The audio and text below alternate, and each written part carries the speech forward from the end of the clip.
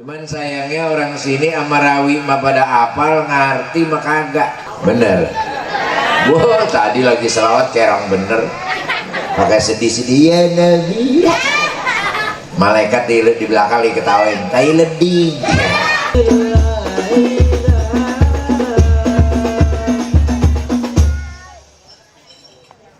Assalamualaikum warahmatullahi wabarakatuh.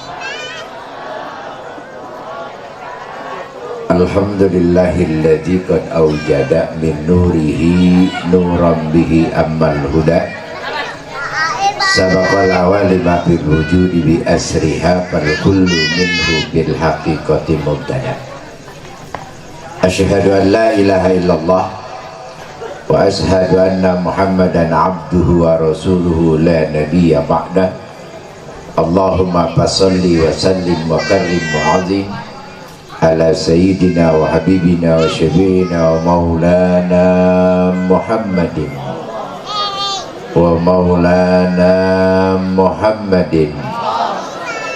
wa ala alihi wa sahbihi ajma'in.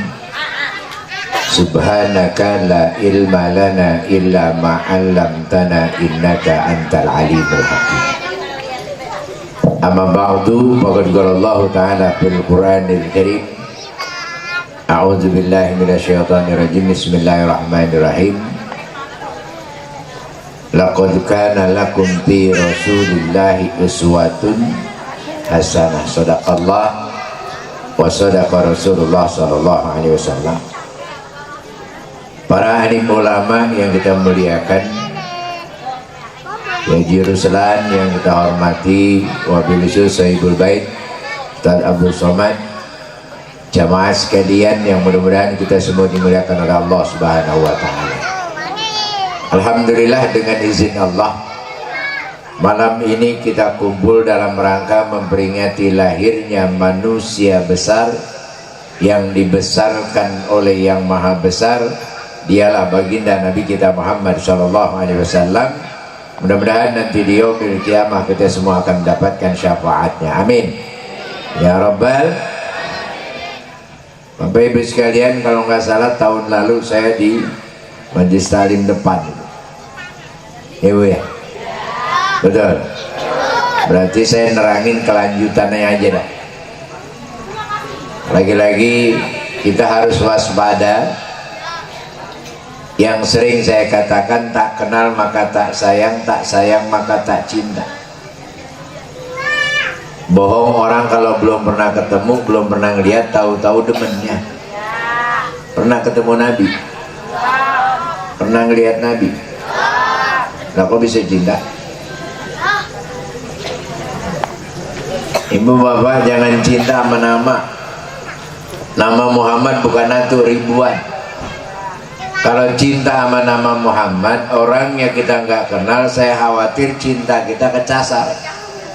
Ntar yang lu demen bukan Muhammad Rasulullah, malah Muhammad tukang jengkol. Nah, Muhammad doang. Saat saya cinta Nabi, saya belum pernah ketemu, belum pernah lihat, tapi saya cinta. Gimana supaya nggak kesasar? Itu tuh cara sederhana, pelajarin riwayat hidupnya. Hidupnya yang mana? Yang paling gampang dan singkat adanya dalam kitab Rawi. Cuman sayangnya orang sini Amarawi mah pada apal, ngerti mah kagak. Bener. Wah, tadi lagi selawat kayak orang bener. Pakai sedih-sedih ya Nabi. Malaikat di belakang lagi ketawain. Tai leding. Bagaimana kita cinta Nabi kalau kita belum kenal Nabi? Baik, saya lanjutin masih di sana. Saya ambil dulu sedikit, nanti biar ada terusannya. Karena Maulid itu harus cerita Nabi, nggak usah kemana-mana dulu. Biar kita kenal Nabi dulu. Dari mana? Dari Rawi, karena sumbernya. Ya. Sering saya katakan Nabi Muhammad sama Nabi Adam duluan mana? Nabi? Nah, itu yang jawab Nabi Adam, berarti baca Rawi kagak ngerti. Udahlah, jangan ngelek, udah ketahuan udah. Lihat dalam kitab Sarafal Anam halaman 15. Itu ada hadis Nabi, kata Nabi, kuntu nuran baina yadallahi azza wa jalla qabla ayahluka dan fi alfaini am. Kata Nabi, sesungguhnya aku ini Allah ciptakan 2000 tahun sebelum Adam. Bahkan rawi yang paling tipis azab bab muqaddimah itu ada kalimat fal kullu minhu fil haqiqati mubtada. Alam ini belum ada, nur Nabi Allah udah ciptakan duluan. Berarti kalau gitu Nabi Adam dulu apa Nabi Muhammad? Nabi Adam apa Nabi Muhammad? Tadi katanya Adam. Baca doang sih. Ini saya udah ceritakan tentang kejadian Nabi Adam sampai dengan ayahnya Abdullah. Saya ambil Abdullah dulu. Seringkali kita tahu ayahnya Abdullah. Yang menjadi pertanyaan, kenapa sih Allah pilih Abdullah sebagai bapaknya Nabi, kok bukan yang lain? Si Ucok kek, si Udin kek, lah ngapa Abdullah ya? Ibu bapak, nggak mungkin Allah pilih Abdullah sebagai bapaknya Nabi kalau Abdullah tidak punya kelebihan. Karena Rasulullah ini manusia pilihan, nggak mungkin asal taruh. Kenapa Allah pilih Abdullah sebagai bapaknya Nabi? Kata Syekh Nawawi dalam kitab Madarijus Su'ud, karena Abdullah itu pada usia 20 tahun sudah punya gelar namanya Misbahul Haram. Dia punya gelar Misbahul. Apa itu Misbahul Haram? Lampunya Masjidil Haram. Kenapa dapat gelar ini? Karena Abdullah orangnya ganteng, akhlaknya mulia, ilmunya banyak. Udah akhlak tinggi, ilmu banyak. Ada orang sini yang gitu? Baru jadi ustadz kagak jadi imam, ngambek. Terawih pindah ada. Ada benar gitu. Baru juga jadi ustazah, baru bisa baca doa doang. Kayak giliran tahlilan kagak suruh baca doa, ngambek. Pulang duluan. Kita ini kebanyakan gede ambek. Ini Abdullah orangnya ganteng, anaknya mulia. Itu kata saya Nawawi, saking gantengnya Abdullah. Abdullah kalau keluar rumah anak perawan pada keluar, ngarep-ngarep kepilih sama Abdullah. Tahu-tahu Abdullah nikah dengan Aminah. Apa yang terjadi kata saya Nawawi? Begitu Abdullah nikah dengan Aminah, 200 anak perawan mati mendadak gara-gara gak dapet Abdullah. 200 mati bareng. Lah di Indonesia Ariel diuber-uber 2 cewek aja ngetop Ariel. Itu yang ngebur-ngebur cuma Luna Maya doang lah. Yang perawan bukan janda bukan. Tahu aja Ustaz lah, gue nonton.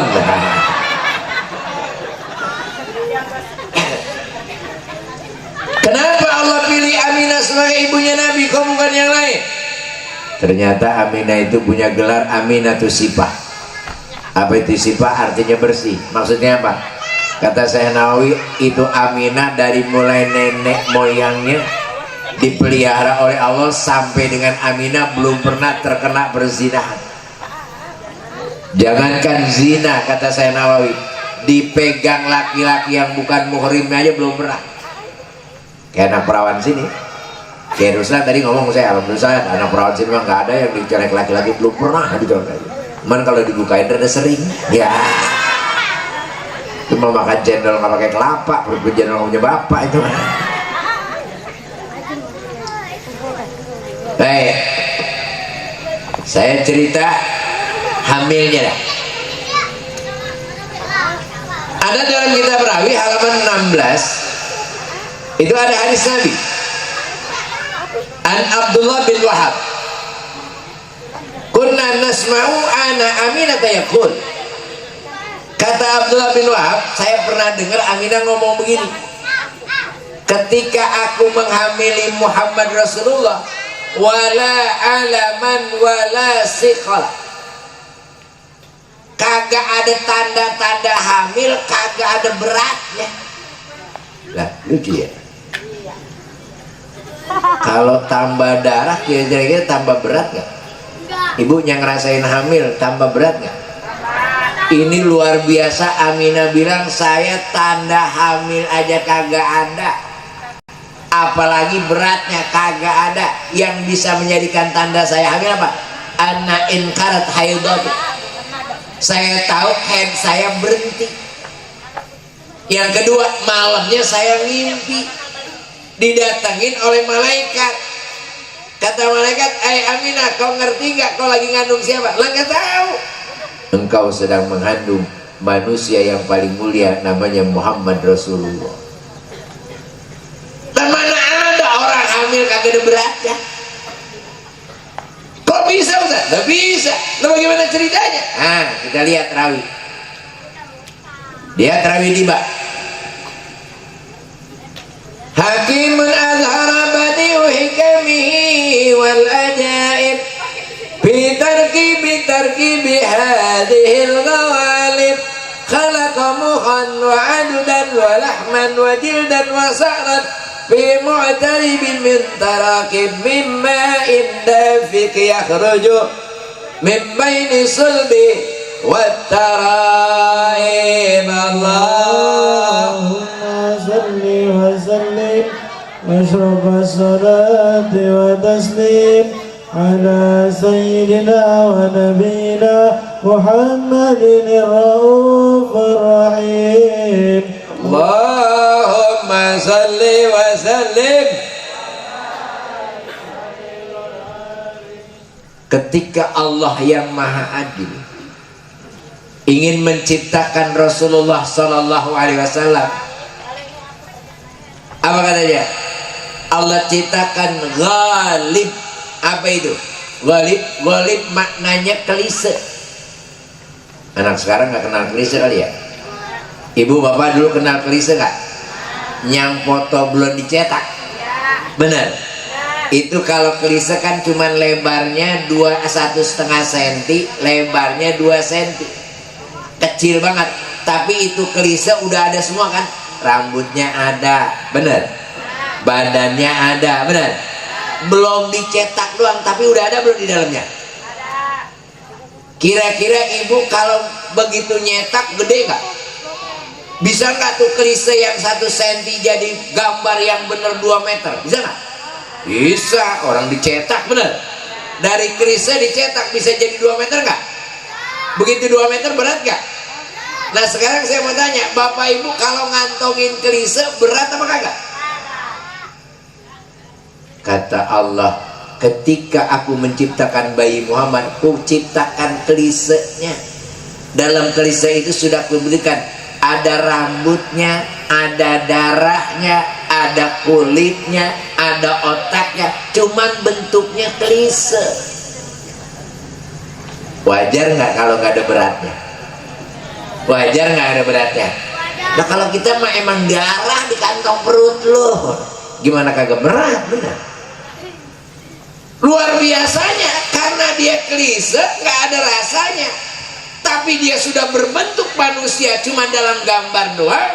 Ketika lahirnya Rasul, sajidan, syakiran, hamidan, ka'annahu badru fi tamami. Begitu lahir Nabi, sajidan, sujud. Mana ada bayi lahir sujud? Ada juga bagaimana kurang hebat Rasulullah.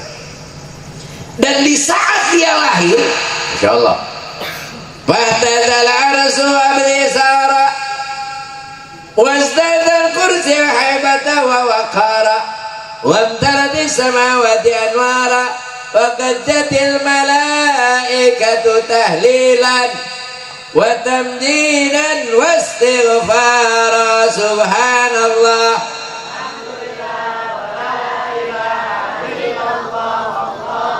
subhanallah.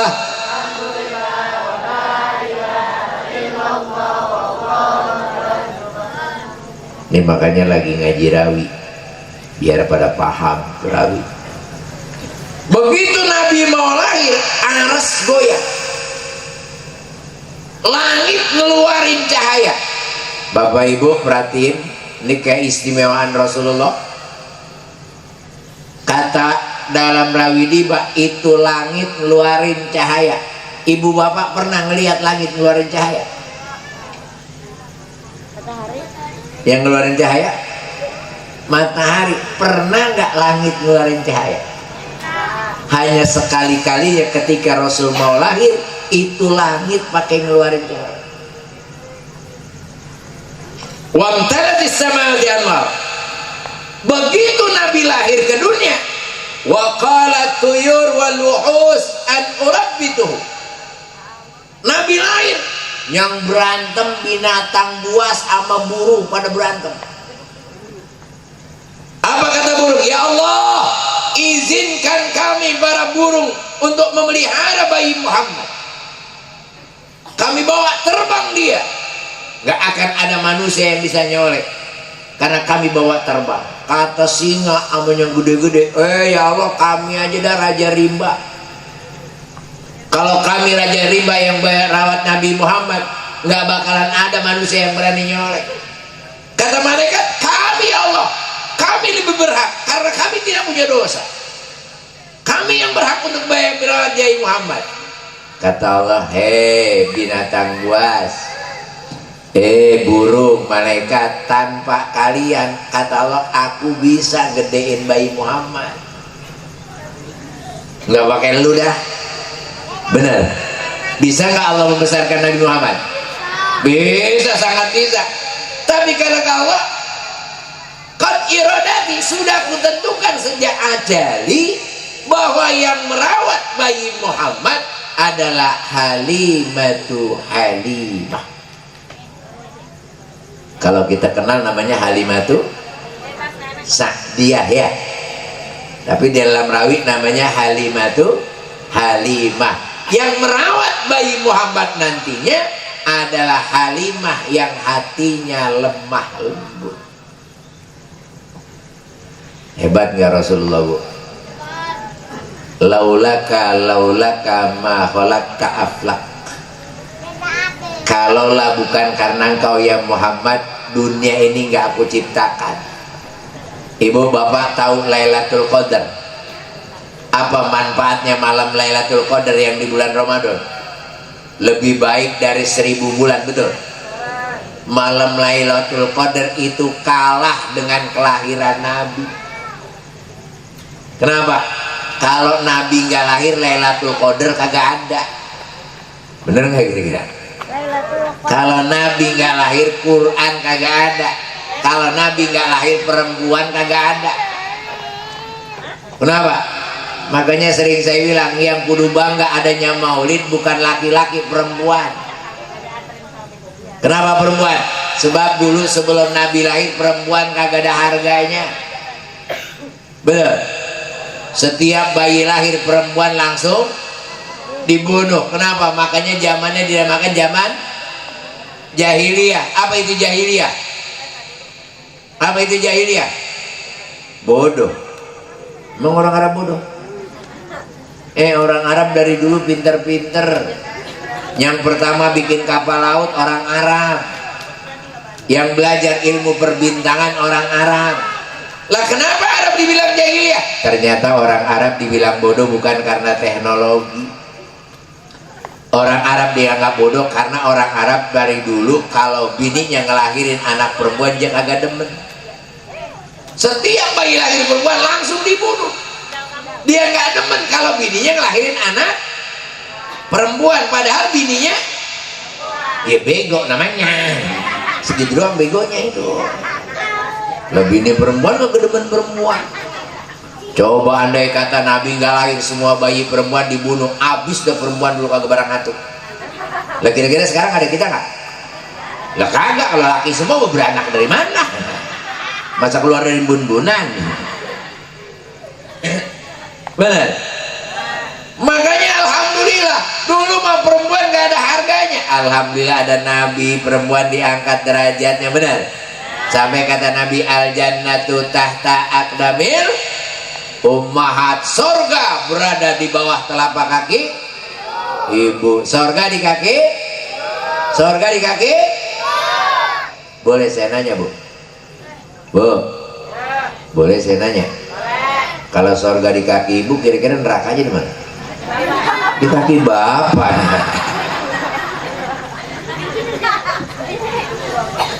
Nabi bilang surga di kaki ibu lah, kalau gitu nerakanya ada di mana? Lah kalau di kaki bapak mah enak, tinggal injek-injek neraka lah, habis sudah. Kalau surga di kaki ibu, nggak mungkin neraka di kaki bapak. Masa nyebrang? Lah kagak boleh nyebrang. Lah kalau gitu di mana Ustaz? Kalau surga di kaki ibu, kemungkinan besar neraka di pala ibu, begitu. Lah kok jadi serem ya?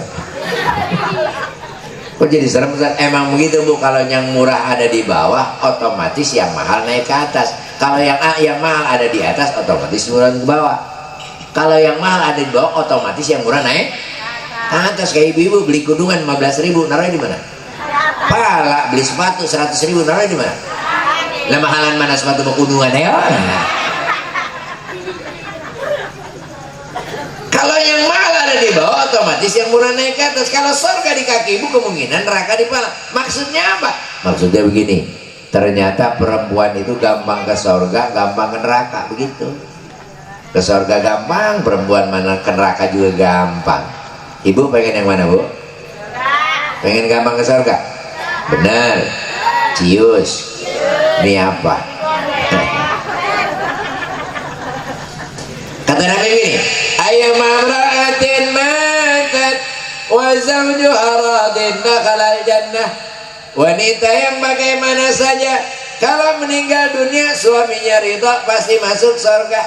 Cari ridho suami, cari ridho. Kadang-kadang boro-boro nyari ridho laki, mau ngaji aja laki diperintah, mendasar bini songo.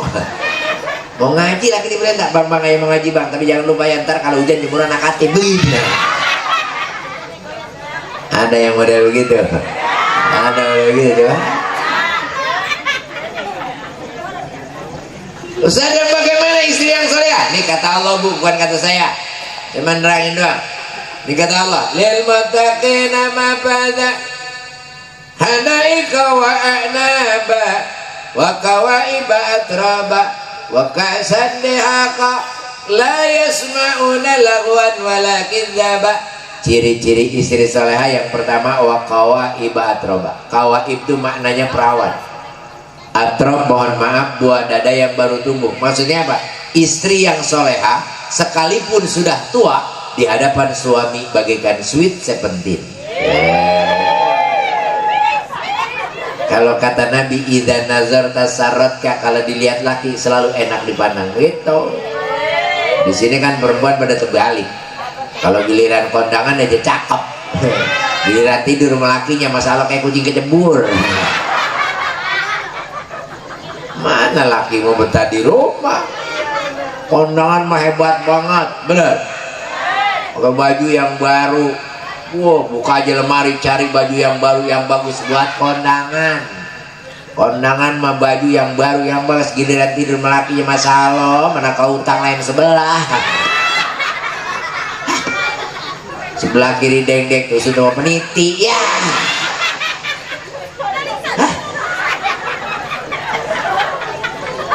Kondangan merapi banget. Begitu mau kondangan, masalah minyak wangi juga yang mahal. Ketek wanginya lain, di badan wanginya lain. Mau kondangan, begitu lewat aja kondangan wangi banget, serebeng wangi banget. Kondangan itu mah. Giliran tidur melakinya masalah remason deblak di mana. Kata lakinya, mana yang gue cium pedes semua. Ada kadang-kadang mohon maaf, ada bini yang kurang ajar, kadang-kadang mohon maaf. Ada bini yang kurang ajar, ketahuan mau tidur melaki pakai autan lah. Begitu dicium melakinya, lakinya mabuk duluan lah.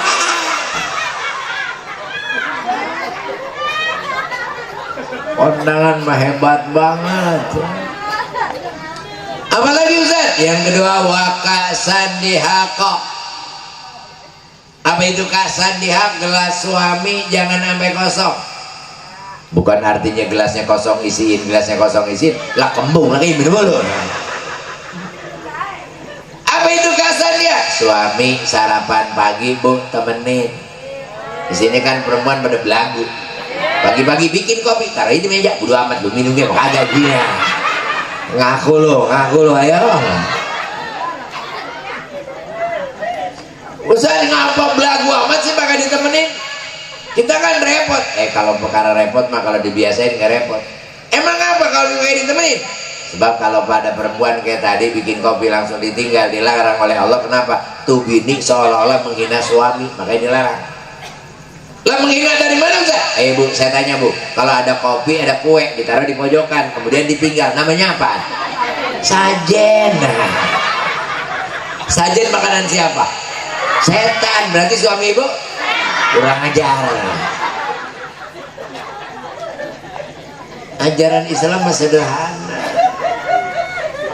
Bu, kalau perlu bukan cuma sarapan doang temenin. Kalau perlu suami mau berangkat usaha, siapin alat usahanya. Kenapa? Begitu dia berangkat usaha senang, ya enggak? Dia girakan rezekinya balik lagi sama ibu, bener enggak? Suami ibu kerjanya di kantor, alatnya tas, siapin tasnya. Lakinya petani, ya pacul. Siapin paculnya. Lakinya ansip, dia pentungan gitu ya. Kalau tukang ojek lap. Suami mau berangkat ke kantor, antar sampai depan pintu, cium tangan suami. Ibu jangan dulu masuk ke dalam sebelum suami berbelok gitu. Pak, begitu mau belok nggak boleh langsung jalan, tatap dulu suami istri di rumah. Begitu suami menatap istri di rumah kiss bye. Iya. Dan belagu banget pakai kiss bye. Kayak orang barat. Nah ini yang kita salah. Kiss bye itu bukan ajaran barat, ajaran Islam yang ditinggal oleh umat Islam. Yang ngajarin kiss bye itu pertama kali Nabi Ibrahim. Ibu bapak kalau pergi ke Mekah mau mencium Hajarul Aswad, jaraknya terlalu jauh, gak usah disamperin, cukup dari jauh, namanya istilam. Apa itu istilam? Kiss bye. Hajar Aswad di situ, kita dari sini kan, kita bilang Bismillah Allahu Akbar. Apa namanya? Kiss bye. Suami mau berangkat kantor, megang tas, begitu dia nengok, ibu dari rumah dah, udah apa-apa. Itu kalau megang tas. Nah kalau megang pacul, sekalipun dia megang pacul kan laki ibu. Ya, cari pahala. Begitu dia megang pacul tetap kiss bye. Cuman bahasa robah, udah babaluh begitu. Masa megang pacul papa? Salah ngomong lagi, papa mau kemana? Mantengin kayu lah. Bahasa mana itu?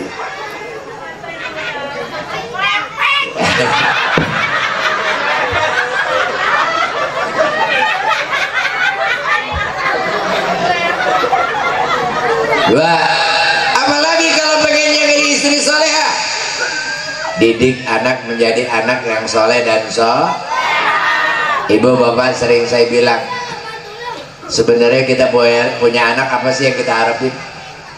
Anak kaya, orang tua kaya belum tentu.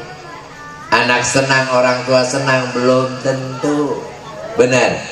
Yang pasti mah bapak kaya, anak jadi raja, itu pasti. Yang banyak anak senang, orang tua jadi pembantu, itu banyak. Pagi-pagi anak kerja, mantu kerja, tinggal cucu sama siapa? Sama nenek nih.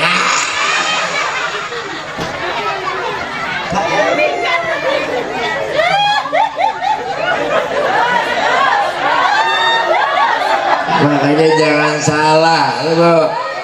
Makanya punya anak biarin dah, yang penting masukin madrasah, masukin pesantren, minimal dia bisa baca Quran, betul? Begitu ibu meninggal, bapak meninggal, dia datang ke kuburan, minimal banget baca Fatihah, Al-Fatihah. Tuh orang tuanya yang di kuburan girangin kampung. Alhamdulillah, gue mah di dunia gak kebagian apa-apa, tapi gue di kuburan masih dibacain Fatihah, girang mata orang tua. Ini mana anak sarjana doang baca Quran kagak becus.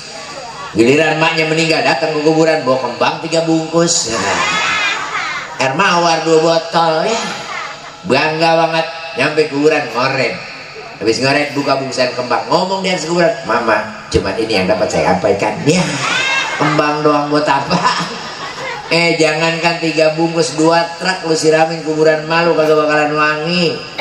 Benar wanginya sama